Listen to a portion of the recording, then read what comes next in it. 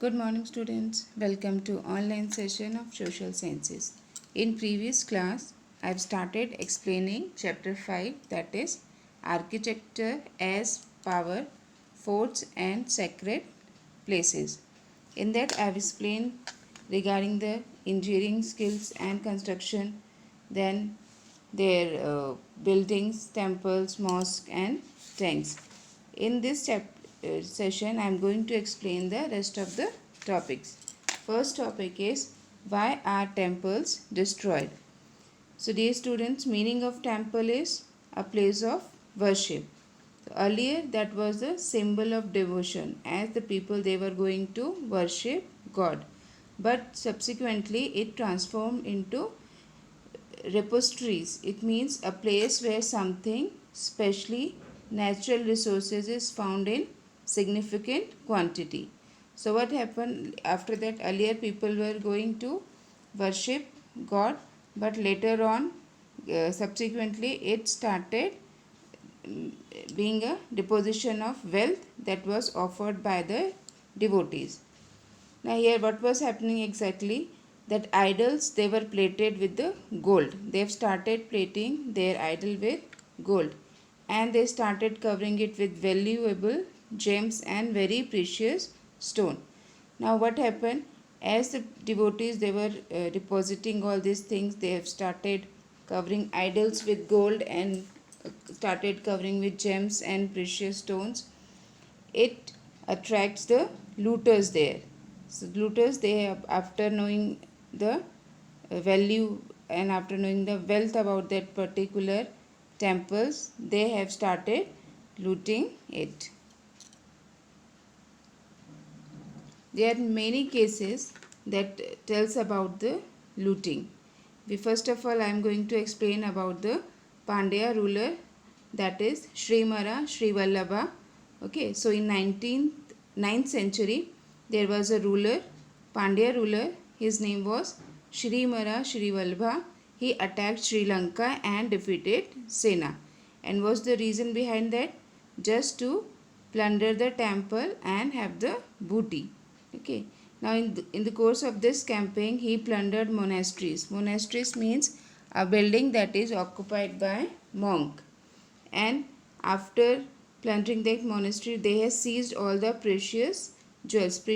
Seized means to take hold of suddenly, means they have just taken whatever wealth was there in the temple, they took away. Now all this information is according to Dhammakiti. Okay.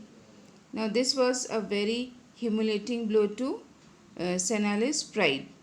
Now in its retaliation means the action of returning military attack, or you can say in the counter attack. So what happened before? In return of that, Sena too, they invaded Madurai, and that Madurai is the capital of Pandya. Why they have done? Just they have done to they have taken this attempt to recover the statue of Buddha that earlier they have taken from there. Just to recover it, they have done this action. Second case is of Mahmud Ghazni. Okay, so Mahmud Ghazni, he raided India in 17 times, and that was only for the booty. Booty means valuable stolen goods. And as he heard about the great wealth that is stored in the various temples, he started plundering the temple. And one of his major plunder was Somnath temple, that is in Saurashtra. After plundering, he have taken away many wealth from there. It was including the massive sandalwood gate also. Massive means a very large and heavy. He took that sandalwood with him. After that, Mahmud Ghori invaded India, and he also had plundered many temples and took a large quantity of booty from here. Now this plundering of the temple, that was not only because of the greediness of the people. Some reasons were also there.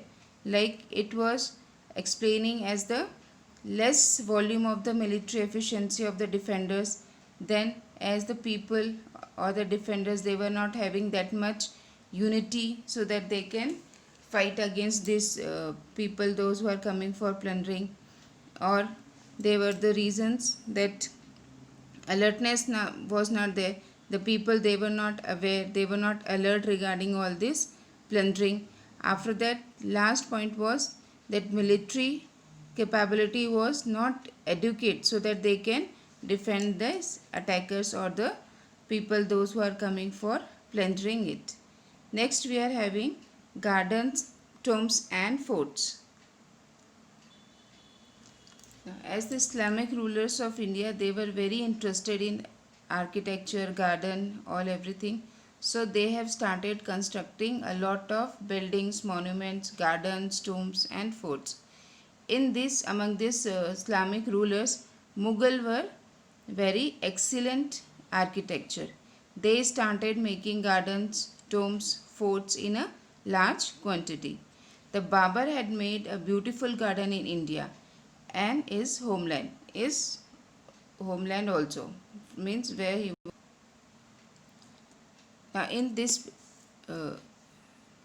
garden became an intrinsic part of the design of Mughal palaces and mausoleums.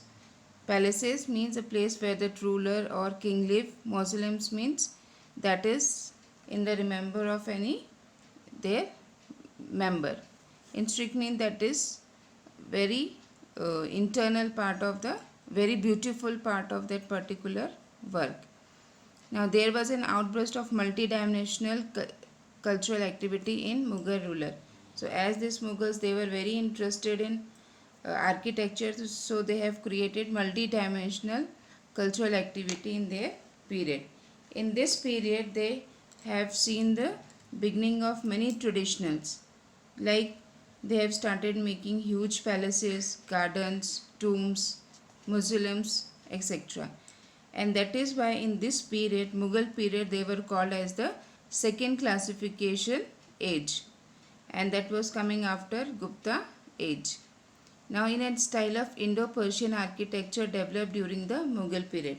As you all know that Mughal, they came from the Persia, and as they were here in India, so they have started making the new kinds of architecture with the combination of this Indian and Persian architecture, or Indian or and Persian culture. Now these Mughals, they have built a beautiful forts, palaces, public buildings, balis. Balis means water tank or wells, and they have made many mosques also. Now here is one difference between the fort and palaces. Means fort means fortified building. Fortified building means that is provided with defensive works as protective against the attack. And palace means a large impressive building forming the official residence of the ruler. So usually we are using these both words as common, forts and palaces, but there is a little difference between these two. Now when the Mughal built many beautiful forts and palaces, they have given some innovations there in that previous culture. They have used the running water in their palaces, that gives the pleasure to the people there, and that was the speciality of Mughal architecture. Now the Babur, the Mughal ruler, he was specially fond of gardens, and because of that he had laid very beautiful gardens around Agra and Lahore. Now all these gardens which have survived to be present day, means from that period it still existing, still survive, are Shalimar Bagh, that is at Lahore and Srinagar, then Nishan Bagh in Srinagar, and Pinjore Gardens in Punjab. These three gardens are still existing. Now of the buildings of Babur's time, a few have survived, including the Kabul Bagh of Panipat and Pirzada Masjid at Delhi. Means these two buildings are still existing at present. Humayun remained reoccupied with the wars and personal misfortunes during his conquered career. So, because of this reason, Humayun was unable to contribute in this architectural culture because he was already facing some misfortunes and he was very busy in wars. So, he was not getting any time to construct palaces or forts. In spite this, he built one palace he built at Delhi and its name is Din Pana. Now there are many sources and evidences. Evidences means proof, means on that we can trust. All that evidences, they show that the Mughals were very enthusiastic builders, very great builders, very interested. They have made a very interesting buildings, architecture. Okay. So very that few forts they have made, that is at Delhi, Agra, Fatehpur Sikri, and they are standing at present also.